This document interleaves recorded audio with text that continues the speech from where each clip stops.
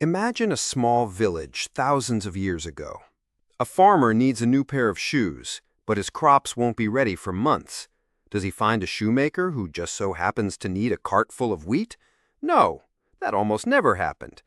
Instead, the shoemaker just gives him the shoes, and they both make a mental note. The farmer owes him one. This is the simple, powerful idea that shatters our most basic assumptions about money, and it's at the heart of the brilliant book Debt, the First 5,000 Years by anthropologist David Graeber.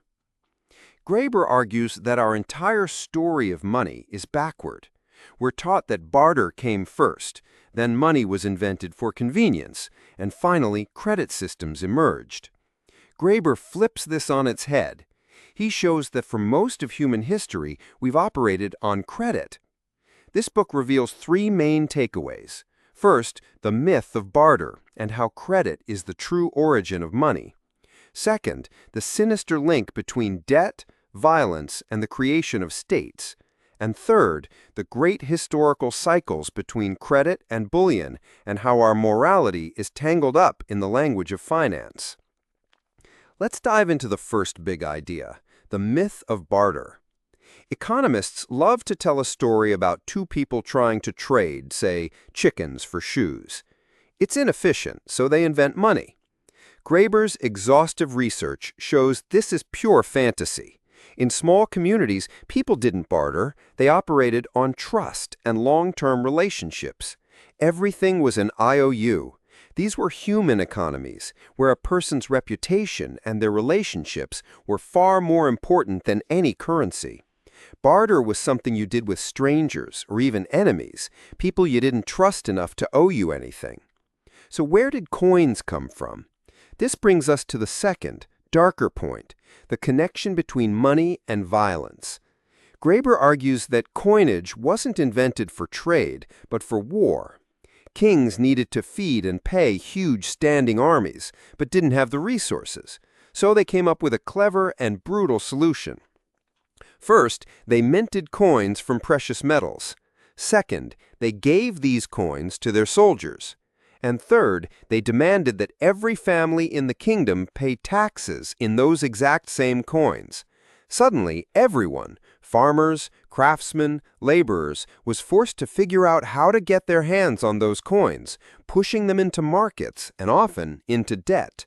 This created what Graeber calls the military coinage slavery complex. Debt became a tool of the state, easily quantifiable and enforceable by violence. This leads to the third major insight, the cyclical nature of debt. Graeber shows that history isn't a straight line toward our current system. Instead, it swings back and forth like a pendulum. We see huge historical ages dominated by credit and trust, like the Middle Ages, where elaborate systems of IOUs and tally sticks were common. Then the pendulum swings to ages of bullion, like the Roman Empire or our modern era, characterized by coinage, interest-bearing loans, and mass debt peonage. What's fascinating is how our moral language gets tied up with this. Think about it. We talk about paying our debts to society, a day of reckoning or spiritual redemption. It's all the language of finance applied to our deepest moral codes. In summary, debt forces us to see that a debt is not some sacred, unbreakable bond. It is fundamentally a human promise, and promises can always be renegotiated.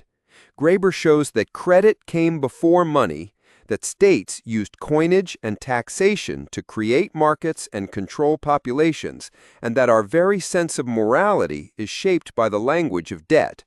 The book's key takeaway is a powerful question.